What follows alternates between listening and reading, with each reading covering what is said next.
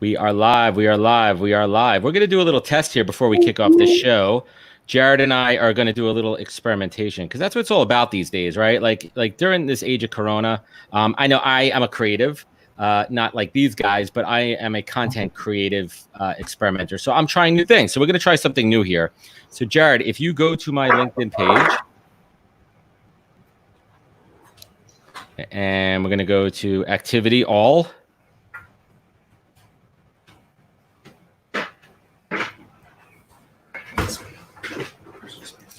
Everyone joining us, hang with us for a moment. We are trying something. Are you on the activity page? I'm trying to find your page here. There's an Australian Adam Posner who's actually my pen pal. I'm bringing back the concept of having a pen pal. He was great, dude. He was a great guest. Aside from having the same name as me, no, he was awesome. He was a good dude. Everybody, thanks for joining us. Hang tight a minute. We're doing a little experimentation. We're gonna kick things off in a moment here. Let me know when you're there, Jared. Yep. So you see the live feed? Yeah. All right, click the share button. Okay. And see if you could put that into your LinkedIn feed. I haven't done this yet. This could be groundbreaking. And if it works, I'm going to give props to Kylie Francis, who gave me this little tip here. This is how we could expand our reach. In the meantime, I'm going to introduce everybody to my new musical instrument here. This is a drum machine for my 2-year-old. Wish I could play the drum. It's like intro music for the live show. Yeah. We could go with that. So while we're doing that, let's have a quick little intro here. Derek, we have not had the pleasure to meet. Why don't you tell everyone tuning in right now a little bit about yourself, your background, and how you met up with this dude, Jared, here. And wait, let me just clarify for everybody. They are roommates, right? So they're more than quarantine buddies, right? So let's just get that out of the way. Derek, pleasure to meet you, man. Thanks for coming on the show. Likewise. Thanks for having me, man. So I'm a local to Seattle here, born and raised. Grew up about a half hour outside the city, and I went to school up at Western Washington University for design. And after school, I was first cannabis company I worked for with some friends down in San Diego, and I was shooting video for Leafly up here in Seattle. And I met Jared kind of randomly on vacation one summer, and eventually we became friends, started doing videos together. But I was pretty set on just freelancing, doing my own thing. It was what they said you couldn't do in college, so I was pretty set on doing it. You mean not having a real, like, it's a real job, mom and dad. It's a real job. I'm just not, working there for real, but I'm working, right? Yeah, exactly. So I was pretty set on that, and I ended up living with Jared, moving from down in Kent up to Seattle, like full time. And slowly over the years, Jared kind of pulled me into his agency, and it kind of worked out. We ended up being able to hire some people that we knew, some friends of ours from the past, and kind of rebuilt the team in a family sense, you could say. I love that story, man. Yeah, people we've known for years, and it kind of worked out where we could all come together and work together on something. So it's been pretty cool. Yeah. I said I wouldn't do it, but here I am. Right, and a lot of and Jared, I think we talked about it when you're on the podcast, right? Like, everyone talks about not hiring your friends, right? There's always kind of that stigma around it, but you're proving out that it works, right? Like, yeah, I have, and it's kind of odd because there certainly has been times where it hasn't necessarily worked, but I'd also say it was because they weren't like the super homies, right? Yeah. Where you just have like this just much deeper level of trust, and we're both chill. We've lived together for like 4 years. I don't think we argued once. Now let's do the analogy, right? Like of a married couple, right? Because it's kind of similar what's happening here, right? Like, do you guys bring work home with you, or do you guys have a pact where, like, dude, when we get in the house, it just can't be 24/7 Wick Mortar all day. Like sometimes Derek needs a break from his boss, right? Like sometimes Derek, like Derek, you have nowhere to go to talk shit about your boss. How do you handle it? Like, where's your outlet? Like, where's your stress outlet in this relationship? Yeah, I mean, we This is your performance review right here. Jared actually hired me to do your performance review online right now, live. Oh, yeah, all right. Right on. Well, perfect, because I generally supply a lot of it too, so it's all good. Yeah. To answer your question, though, man, like, we really do bring work home, because I don't really think this necessarily feels like a job to us right now. It kind of feels like our purpose. Yep. And even recently, like, we've evolved our business model and things are going to be changing pretty significantly here in the near future. But it's really like a passion driven type of deal where, you know, we come home and just hurry up and try to find something to eat for dinner so we can get back to work. I love it. That's passion. I mean, that's real. I mean, that is, you know, when we talk about the entrepreneurial spirit, like it's 24/7. I mean, you're always thinking, you're always innovating, you're always ideating and everything. And as you guys know, and, you know, in your line of work, sometimes little inspiration comes later at night. You know, it comes from other things. You know, you could be watching. Sometimes really late at night too. Sometimes really late at night. No, I totally get that too. So, you know, what's kind of like, you know, creative is, you know, Derek, have you always been in cannabis creative? I want to hear a little bit more about your background and how you apply a lot of the, you know, traditional creative marketing principles to cannabis. Where's the crossover? Where is it similarities? Where is it different? Yeah. You know, when I was in college, I graduated 2011, and cannabis, that industry wasn't really a thing yet. And it was around 2014 where my friends started, you know, they called me up and said, hey, we're making a weed company and we're going to be selling a box of joints. And, you know, I just about pissed myself because I was so excited. Like, it's the best job ever. This is the coolest project I've ever worked on. And I think I stayed up all night that night, and I had them like a design by the morning, you know. And I've been working with them still up to this day. We're still working with those guys. So from there, it just kind of opened up the whole world of possibilities. Like, okay, people are going to be making a living selling weed. Yep, like, legitimate, yeah, legally. So that was really exciting to me, and I sought out. You know, I stayed in touch with the industry. I didn't have a lot of access points, I don't think. I got pretty lucky with somebody I knew had a roommate who worked at Leafly. And I became friends with them good enough for them to like recommend me to the person who hired the videographers. And, you know, isn't it funny how little things like that in your career kind of work out? It's this random little opportunity that presents itself. That's why everybody's important that you meet, right? That's why you got to take every relationship seriously and not burn bridges. Absolutely. So, yeah, I started doing videos for Leafly. And then that was kind of a bit of a calling card, you could say. Leafly is one of the very few unanimously respected companies out there. They're one of the innovators, right? I mean, they're one of the first, you know, when it went legal. Yeah. So that was big for me. And just through that, being able to link up with people saying, yeah, I shoot video for Leafly. And that kind of opened up some doors. And again, I met Jared pretty randomly camping one summer. Like in the middle of the woods, were you guys like both going to take a leak and you're like, I see somebody. Is that a bear? No, it's Jared. Like, what's happening? No, Is that a bear? No, there's this place in Washington called Crescent Bar, and everyone goes there to get basically fucked up and have fun, and you know, it's whatever. It's kind of like it's basically like this place out in Eastern Washington, you know, that people only go to during like Labor Day, right? And so, you know, every like Labor Day, you know, everybody goes out there and then they take their boats and then they go to this sandbar that's basically like Indian reservation, so to speak. So, you know, they kind of link up. Shit, basically, right? Yeah. Cops can't touch us. Right. And yeah, I'm not a very big drinker, so you know, I figured I'm just gonna bring my my new camera and just kind of document it and just watch other people get fucked up. Right. Isn't it fun to be the sober dude sometimes and just watch people? Like it's more entertaining. You're like, wow, now I know I don't drink. Well, I was there for like 2 days, and then the one person that I asked to take a picture of me, since I realized I had taken pictures for everyone else, didn't have any of myself.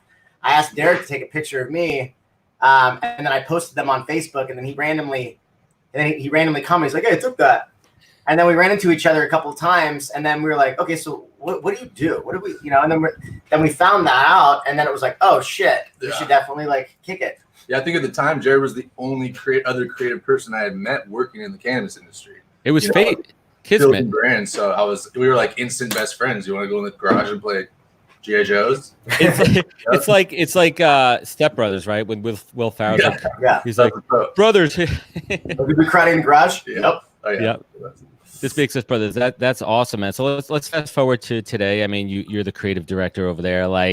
What do you love about working over there at Wick Mortar, man? I mean, aside from the family element too, let's put aside the two obvious things. You're working cannabis and you're working with your buddies and it feels like family, but like, you know, what is it? What do you love about this? Yeah, I mean, it still feels like it shouldn't be allowed. You know, there's still a rebellious element to it. Yeah. You know, Like and a little bit of speakeasy element to it, right? yeah, you know, because I was in college going, you know, busting your ass just to find somebody to sell you a dub sack. So I remember the struggles of being a person who really loves cannabis and having to jump through the hoops. So being a part of this kind of historic moment where this comes out of the shadows has been, again, you know, just a huge passion thing for me. And I think there's a lot of crossover from traditional design to cannabis. The biggest differences are legalities. You know, the child resistant packaging in some states, which is really not logical. It's not sustainable. It's big waste. It's so much extra packaging you have to put on something that, you know, Jared always explained this, but if you're old enough to open the child resistant packaging, you're old enough to smoke it as well. And we all know eating weed isn't going to get you high. So unless you're a deer. Yeah. Well, and I mean, if you're, you know, or a kid, or a child. I don't want my 2-year-old getting into my stash. But the 2-year-old's not going to get the child resistant thing open. My kid's advanced, man. He's freaking Harry Houdini. You should see what he does. But you're right. Generally speaking, the average child is not going to be able to open it, right? Yeah. Well, yeah, and I mean, if a child does open it, they're not going to know how to smoke it. They're not going to want to eat it, right? Right. I mean, you're not giving your kid a child enabled lighter right next to your. Exactly. So if you've got child-proof packaging, right? I mean, kids are really smart nowadays. I mean, I've watched.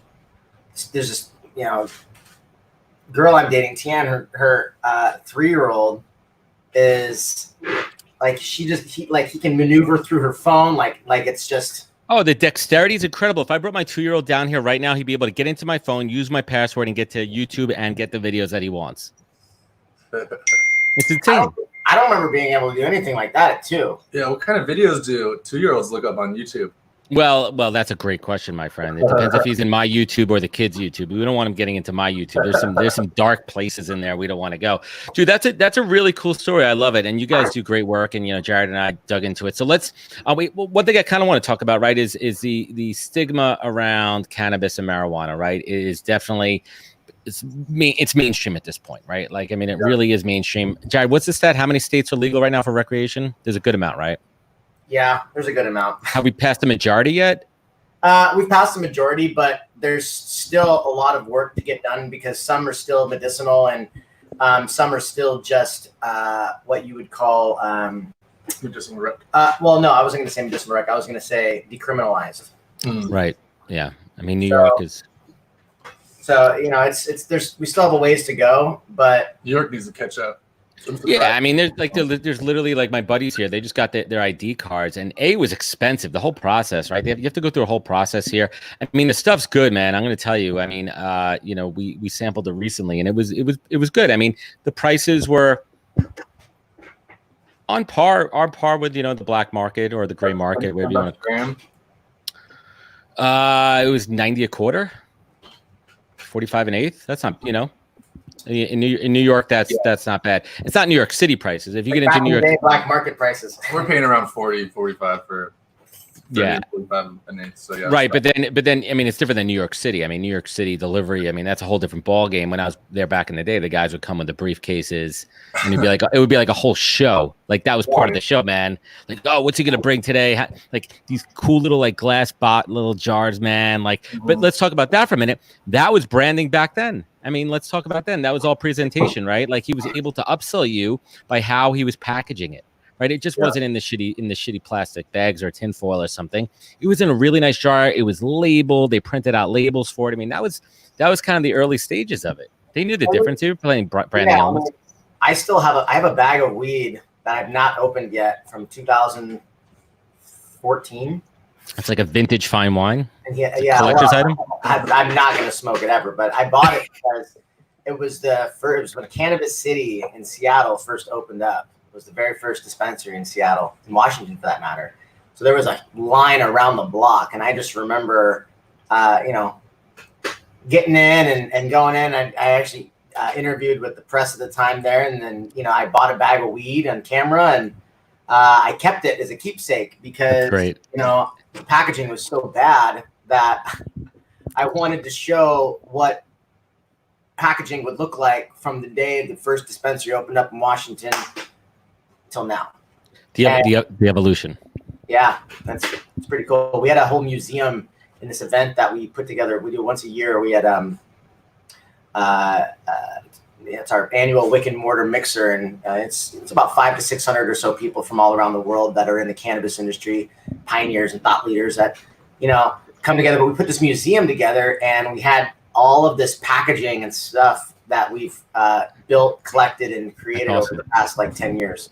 But it was organized by year, so it was 2009. The timeline. 10. Yeah. It's pretty significant to see the evolution of it. And when's the next one scheduled? Were you planning on it, or did it pass already? No, they're usually not until September, October. So you're still on target? You still have it on the calendar? I mean, we don't really start planning it until, a week before. Yeah, right. 3 months in advance, but we'll see. We want to do our next one in LA. We've done this one in Seattle every single year, and I think we want to do one in California this time, just because we have such a large presence really everywhere. But a lot of our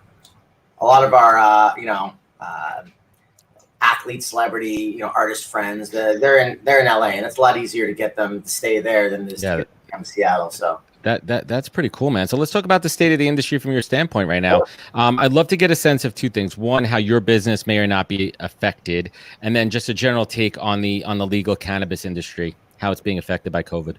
Well, the supply chain is being affected immensely. I think that there's no question there, especially when you look at brands who rely on packaging and sourcing outside of the country, i.e. China, right? So, and that was an issue that we had, given the fact that, packaging and the sourcing of packaging and where we got it from, the costs and the margins associated that are so crucial to the success of a lot of these businesses, because, they're barely skimming by as it is based on, overproduction in some states and, other issues in others. So while the industry is being seen as essential, it's pretty cool because this is a nice way to basically say, hey, look, the government's deemed cannabis as essential. Really? I didn't know that. Well, yeah. I mean, dispensaries. From the medicinal perspective, right? Yeah. Well, in our state, though, we don't imagine that. Who would ever think that? Sorry, I didn't mean to cut you off, right? We don't have medicinal shops here, so no, we do. It's all rec? But they kept the rec ones open too. Yeah, the rec ones are open too, but there are certain rec stores that also have what's called a medical extension license, where it means that if you do have a green card still, you get a reduction in price. But nonetheless, all rec shops that exist today, they're all rec shops. So if somebody wanted to have the ability to sell to medicinal patients, they would obtain that separately. So, to Derek's point, but the industry is again essential, and so that's really nice to see. Essentially, because it almost makes it feel like cannabis is a bit recession-proof, and that's not to say that businesses who claim to be recession-proof don't have their own set of issues. But I think if you look at where the cannabis industry has come from and where it's at now, it's safe to say that, out of all of this, cannabis may be on a fast track to federal legalization. Well, that was my next question. Yeah. And in all honesty, looking at the opportunity, it's also safe to say that, because there are so many companies that are tied down to assets like, cultivation facilities and retail stores. I mean, yes, real estate is great, but, developing licensing deals with existing licensed cultivators is also, a much easier way to develop a stronger brand equity in an industry where you don't have to deal with supply chain issues nearly as much because they're not dependent upon you. With us, we've got a network of clients in, really every medical and recreational state. And, we set up licensing deals with them, with brands we own and with clients we have. And so, being able to do that and not feel the brunt of the pandemic is a nice relief. And it's certainly great to have, built a proven model that allows us to, really not only help the industry grow through brands we established through their licenses, but it also gives us the opportunity to really focus on how we fill our time during, the pandemic. Yeah, that's interesting too. I mean, packaging is fascinating, right? Because there's packaging made in the US and there's a cost difference, right? I mean, there's plenty of printing presses that make all the packages and, the point of sale material also. But as you're alluding to, I mean, there's a lot of these companies where the margins, people think just because you're in the cannabis industry, you're crushing it. And there's definitely people that are. But when you really break down a business, it's like any other business, right? There's costs associated. There's cost of goods, there's cost of sale, cost of transportation, logistics, all those pieces too, baked into the cost of a product, right? Let's take, for example, what do they typically sell a box of, like, good quality joints? Is it 6 in a box, 12 in a box? Usually 5-pack or a 2-pack. What's average retail price? Let's just spitball here for a minute here. Well, gosh, average retail price for 5-pack, 20 bucks. Joints. There's a variable. It can be like half-gram joints, 0.75, or full-gram joints. Yeah, and they could be, okay, so just normal standard joints. I mean, you could be looking at about, 30, 40 bucks. Right. So what's baked into there, right? It's the cost of goods, the cost of labor, the cost of transportation, packaging, marketing, sales, all these factors too, right? Versus just buying weed from your local dealer, and tax too. Oh, tax is a huge part of it, right? So all these things are affected. Have you seen any of your customers looking more local for sourcing in any of these other places they were outsourcing before, like packaging, materials? Well, again, if they can't get from China or anywhere else. Well, there are a lot of local, packaging outfits, obviously, that have been fairly supportive. But you also look at Canada too. Their dollar is different. So if you're working with someone in Vancouver and you're in Washington, it makes it pretty easy. So you can get a little creative about where you get your packaging from, depending on the country and the situation. But, our partners in China are back up and running. So we're good. That's a good sign there. So quick pause here. Quick couple of questions we got from the crowd. Big shout out to Travis. What up, my boy Travis? Travis says he's been following Jared since his days of OMD. So you have an old school fan here in the house. Look at that. You got groupies and shit. That's pretty cool. And Scott Garber. Amber, she's watching. She just texted me. She's sending me screenshots of us bullshitting over here. Yeah, this is how I kill time during the coronavirus. Yeah. I make content. And Scott Garber has a question. He says, Jared and Derek, because of this, do you think we will see more vertically integrated companies that do cultivation, manufacturing, and distribute? Well, what you're talking about are actually micro licenses, and those do exist, and more will. But nonetheless, micro licenses are still incredibly. What's a I'm sorry, just for us not in the industry, what's a micro license? It's basically where you have the ability to retail, manufacture, distribute, and deliver. So, that particular license is interesting. I was just talking to somebody about their micro license, and he was, basically telling me about it. And he was, we were chatting about, well, just because you have all 4 of those, core pillars doesn't mean you need to do all of them. Right. Or it doesn't mean you need to do all of them at the same time or right away. And that's where a lot of businesses make the most mistakes. They try to do everything at once, right? Yeah. Yep.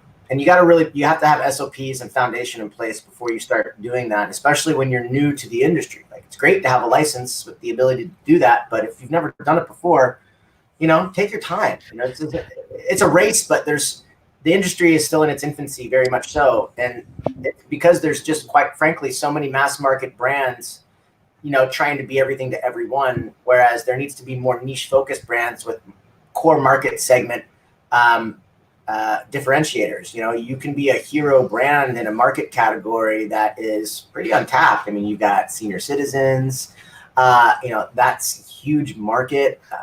I like using the Golden Girls product line, right?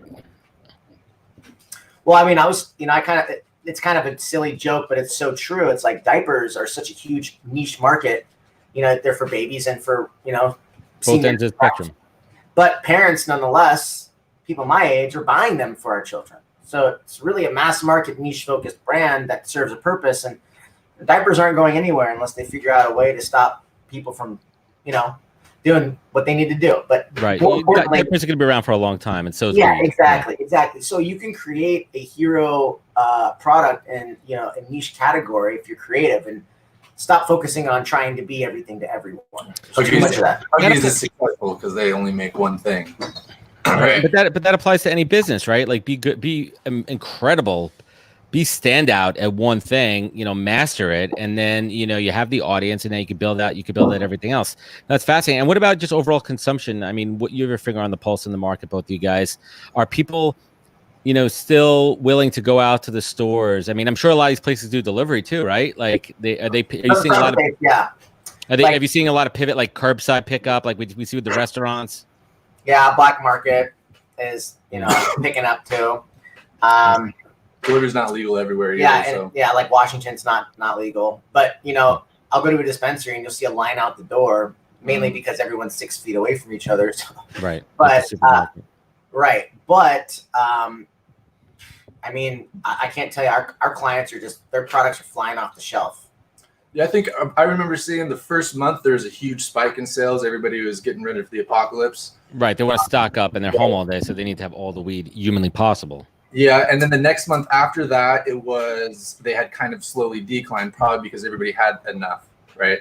And then, it's just going to level out because people who smoke weed, they're either smoking as much or more during all this, Yeah, I mean, well, let's think about it too. I mean, it's a stress relief for a lot of people when you think about the medicinal reasons. Anxiety. I mean, anxiety and stress is through the roof right now. On top of that, people are home, right? So if you're an average weed smoker and now you're home all day, right, your consumption is going to go up. In theory, right? I mean, right? If you're home all day, my Alexa, my Siri on my phone just caught something you said there. It was kind of weird.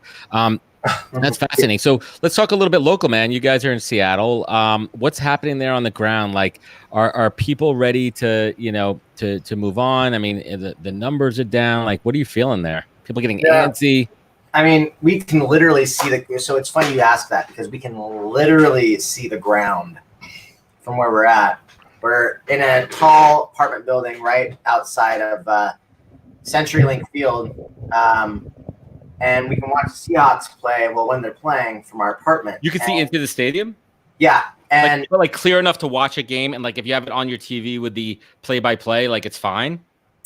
Well, the TV's delayed. So you hear the stadium erupt about 10 seconds before there's a touchdown. There's no surprises when you watch the game. Yeah, there's no surprises for us. But we have the parking lot for the stadium is also like right in front of us. So, on like Tuesdays and Thursdays, God, I've got this like here. Tuesdays and Thursdays, there's what do you call them? Street racers out here in the parking lot doing drag racing and drifting, and it's actually pretty amusing, especially when the cops show up. Yeah, chase them out. It's like Dukes of Hazzard, right? They're coming after them. Yeah. But it's nice. Our office is just right there as well because we're just right across from the stadium too. Right. So, but are people like antsy to get back to work, get back to socializing, or they are? I hear pressure. I mean, even the mayors of our counties or cities are putting pressure on the governor. Everybody's worried about the small businesses. They're letting the construction people go back to work, but not the small construction jobs. And I think people are getting restless, especially the ones connected to small businesses who are one by one not going to be able to recover the longer this lasts. Yeah. And so I'm sensing that not just from people I know, but things you read online. And I'm sure it's probably pretty similar in most states. Yeah, New York is tough, man. I mean, we're right in, man. We're in the epicenter. I'm in Long Island, so I'm like 40 minutes outside of New York City. And while we have a little bit more physical space here, I mean, the infection rates are through the charts. I mean, thankfully they're down, like the hospitalization, the deaths, and everything. So there's an end in sight. I mean, we knew it was going to come, and we made it. We definitely made it, and with the help of cannabis and wine. I mean, one of my clients is a big wine client, and then they've already hit their 2020 budget, like sales goals. Wow. And their wine, dude, alcohol, right? And then you look at all the negative effects of that. I mean, that's why I've always been such a big proponent of cannabis, right? Like, there's not too much domestic abuse around cannabis, right? Well, in the Depression, the Great Depression, alcohol sales went through the roof. Exactly. It was very similar. So yeah. I mean, like, so have you seen any innovations in the cannabis industries for both of you guys coming out of this, right? Have you seen any brands, any companies, any celebrity endorsements, anything kind of coming out of this that's been spurred by, Corona, like from an innovation standpoint? Yeah, I mean, I can speak to something that we recently did. We created a nonprofit called High Grade Hope. So if you go to highgradehope.com, We'll link that up after. perfect. You'll find we're doing a brand makeover essentially for 3 companies who are selected, who essentially have been affected by the COVID-19 pandemic. And then we're going to document this brand makeover and produce a video series. We've got what we call our High Grade Hope mentors, which includes, people like Ricky Williams, Steve D'Angelo, Max Simon, Sue Taylor. That's awesome. The list. It's like goes Bar on. Rescue for weed brands. Yeah. Yep, pretty much. And From a branding standpoint. yeah, but we have all of these other people coming in as mentors to really help advise and create, and manifest good leadership from those that are chosen.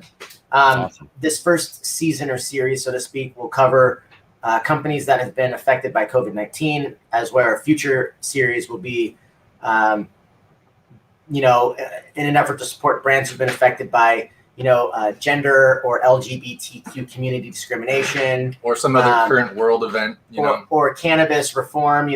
Somebody's got a felony in a state where it's now illegal, but they can't obtain the same, opportunities as the person who, does not have that felony, so to speak. And again, Systemic issues. Systemic issues. Yeah. They're all related. Socioeconomic, political, criminal. Yeah, that's awesome. But you guys weren't working on this before? Like this came during this time? Like this is like a new idea? Like a 2.5 week turnaround, man. That's awesome, man. And I'm kind of surprised. Like if you think about the shows out there, like Restaurant Recovery, there's a show on CNBC called The Prophet. I don't know if you ever caught that guy in The Prophet. Yeah. Like he went into like Mississippi after the river flooding. He goes in and helps like all these businesses. But it's not just money, right? But he's doing like leadership and branding and marketing and all. This is awesome, man. And you guys, what are you guys thinking about distribution, like streaming? Well, we've got, without talking too much about it yet, we've got about 4 networks that we're talking to in retrospect to other projects as well as this one. So Awesome, man. Lots of cool stuff on the horizon. I can't be, any more excited. And honestly, I wanted to also personally thank Derek for working his fucking ass off during the last, few weeks leading up to 420. We launched 2 brands in 3 weeks, including, an entire My sound effect machine. All right, I'm done with that. Sorry. I didn't get one of those. I was testing it. Yeah. So, we launched an entire video series that was cast across a live stream. And we literally created this like live news. We pre-recorded this, what was to be a live news segment. Channel High News. Yes. Yeah. For Chronic Relief, which was a virtual nonprofit 420 event. It's like We Are the World for weed. Yeah. Right. Okay. Chronic So Relief. we did Channel High News, and we produced a series of 3 episodes, so to speak, morning, afternoon, evening, as the news would be. And we had Blazy, my dog, as the co-anchor, and we wrote a script, and we got, Josh Kesselman from Raw, CEO of Raw, involved. We had, Steve D'Angelo, Ricky Williams. all of the people that are really our High Grade Hope mentors. It was awesome. Literally, I just got a notification on my phone that my box of Raw pre-rolls just came, like literally like 10 minutes ago. My 1 1/4 cones that I love that. You guys, I love it, man. I mean, this is innovating. It's creative. And Derek, now you could, like, do your parents believe you that this is a real job? Like, do they? My parents, I got lucky. I got pretty cool parents. Yeah. My dad's really, really proud. He's always a cannabis advocate, and my mom. That's awesome. Yeah, my mom just loves me. Doesn't matter what I do, but it's less the parents. But your friends are more critical, I think, in the beginning than my parents were. Interesting. But they get it now. It was just all the hours on the couch on my computer, like a nerd. But well, that was industry research, right? When you guys are just sitting on the couch, right? Your product sampling there. So this has been awesome, guys. And what I've been doing on all these live shows is, I want to have a little fun at the end. You guys want to play a little game? Hell yeah. So This is a game. It's an icebreaker game called Pod Decks, and essentially it's a 52 card deck of cards here. And I'm just gonna take a bunch of random cards here. Okay. And there's a question. If we play your game, you got to play our game. I can, but remember, I got my kids upstairs, so I'll play any game you want, right? Okay. Maybe I'll do the show late night one night, and we could switch it up a little bit. So we're gonna go my right to left here. There's 1, 2, 3, 4, 5, 6. Derek, pick a number. 3. Lucky number 3 here. Oh, all right. So Derek, here's a question to you. What is something you get wrong almost every time you do it? And remember, this is a family-friendly show. Oh, wow. You know, that's really hard because I feel like I just crush everything I do. You know, like anytime you have to pour a small amount of something into a small object, I can never get it. It always runs down the bottle, like a small amount of CBD syrup or something. Yeah. I can never get the little amount to get to the little bottle. You know, they make this thing. It's a crazy invention. It's called a funnel. It makes life a lot easier to do things like that. But even then, getting into the funnel can be a problem because it's got to be the smallest amount. I hear you, man. What about you, Jared? Same question. What is something you get wrong almost every time you do it? And I'm not going to ask your lady friend. No, I was gonna say, you know, I'm no mathematician. You know, when I look at spreadsheets and I start trying to create formulations, or formulas, I always mess that up because I'm so dyslexic and all the shit. It just gets me all discombobulated. So we don't like that question. Yeah. Now let's go to the next one. I was going to say for me, it's putting the blanket comforter back in the duvet cover. That's just. Oh yeah. It's. I stopped using one. Oh, okay. Let's get to this one. It's gonna be dealer's choice here. This one goes to Jared. What's the funniest place you've ever fallen asleep?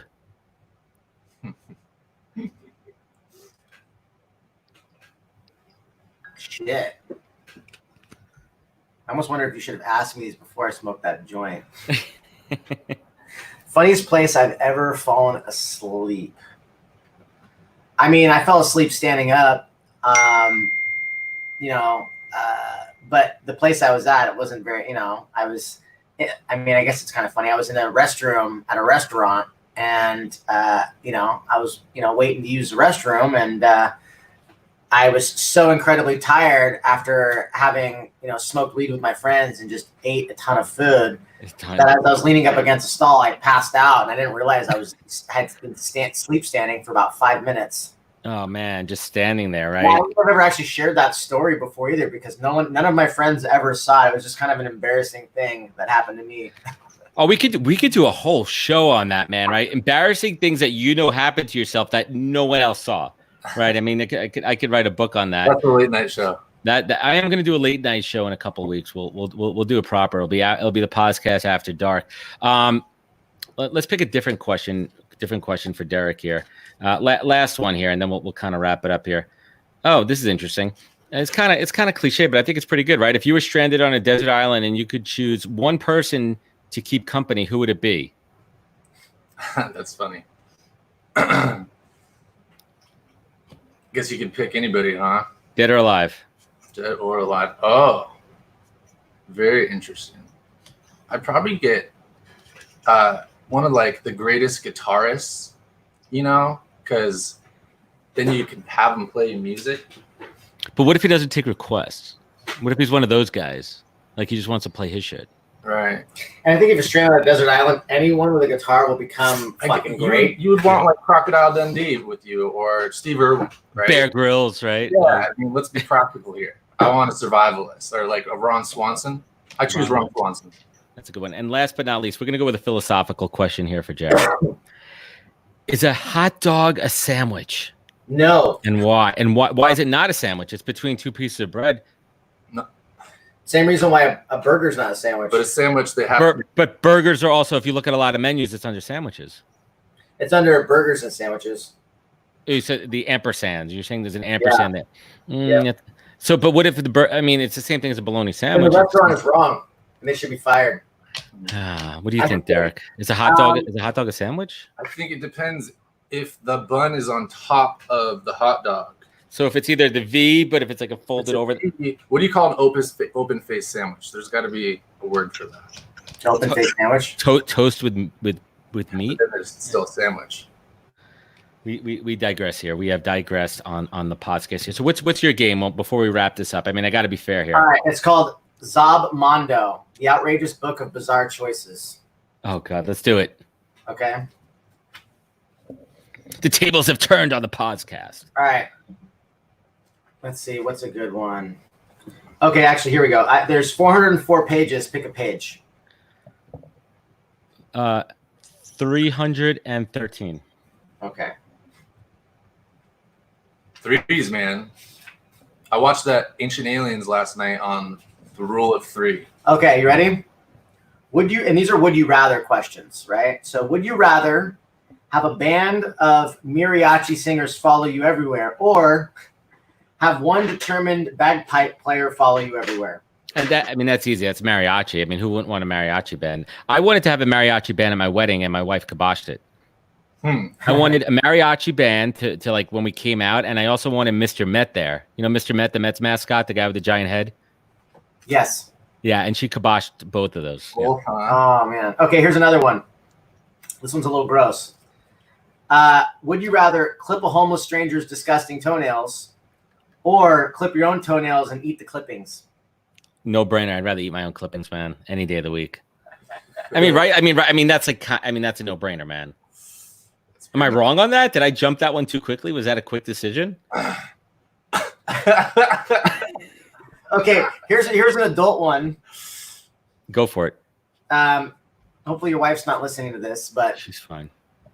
Would you rather, as a man, have your wife artificially inseminated by your best friend or your brother? I think you have to go best friend. Yeah. Wait, but you said artificially. Like the brother would have your genes in it, though, so it would be more like you if it was your brother. Oh, that's a good. I didn't even think about that. Well, you said artificially. You didn't say unartificially. Correct. There's no, Copulating. Right. Yeah, that's it. Give me one more. Let's wrap it up with one. Give me like give me like the worst one that you've seen in there. Give me the toughest decision. Oh shit! There's a lot of weird ones in here. Would you rather have your eyes pecked out by a bird or your nuts chewed off by a squirrel? Ooh, is that in the book? Yeah, it's in the book. It's my favorite.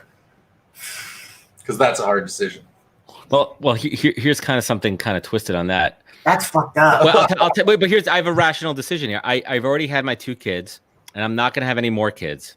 But the sheer pain, I don't know. They're both pretty painful. But from a utility standpoint, I don't need my balls anymore, but I do need my eyes. Sure. I'm gonna go with the squirrel. That's a logical decision. You have to break the decision down, and there's nothing in this book that says you can't numb it up first. There's no. Ugh. It just says it's got to get chewed off. We've digressed here on the podcast. Let's wrap it up here, guys. I'm always willing to do this again. We could do a whole show about games. We could do that. Everybody watching, we have a pretty nice Facebook and YouTube audience coming in here. So thank you for joining us across other platforms aside from LinkedIn. Jared, it is streaming on your LinkedIn as well, which is pretty cool. Thank you for doing that experiment. Gentlemen, I appreciate both of you for taking the time and joining us today. Let me know when that event's happening, man. I got a whole bunch of airline credit that I got to use that's just sitting there from canceled flights. Love to come out to either Seattle or LA, hang out with you guys, see what's happening, do it live there. Hey, listen, man, if you do this event and you guys are looking for some press, we could do a live, we could do like Recording Row and have a couple of podcasters there, like doing some live interviews. Like that'd be pretty cool. And like filming it and doing tons of content. I think why not get used to this live world we're living in? It's probably going to kind of keep going once we all get back to normal. Yeah, I mean, it's here to stay. I mean, streaming is definitely here to stay, and it's saturated. But for me, I use all my branding elements. How am I gonna stand out, right? Like, what am I gonna do differently? How am I gonna attract different audiences? So I thank you guys for doing that. Jared, Derek, where could folks find you guys? Where could they learn more? You can find me on obviously LinkedIn, Jared Mirsky, and then Jared.Mirsky on Instagram. We have our Wick Mortar page as well, so please feel free to follow that. And then, obviously, Derek Muller, he's got his LinkedIn and he's got his Instagram, Muller.highlife. Muller High Life. So 2 things there. First of all, you have not accepted me on LinkedIn, and I'm going to hound you till you do, Derek. I'm not on my LinkedIn game like Jared is. Nah, he gets it. He gets it. And Muller High Life. Is Muller High Life a play on your industry, or are you a Miller High Life guy? Do you live the high life? I do live the high life, but I came up with the idea randomly and instantly changed my Instagram handle. I'm a lover of beer. I'm a lover of cannabis. And, it's Muller High Life, the champagne of creatives. And we'll leave it at that. Gentlemen, thanks for joining us on the podcast today. Everybody will be back tomorrow at 11 a.m. Eastern time with Enrique Rubio, founder of Hacking HR. We're going to talk all things status of HR recruitment industry. Jared, Derek, thanks for joining me, guys. I'll catch up with you guys soon. Everyone watching, enjoy the rest of your day. Wash your hands and be good to each other. Adios, amigos.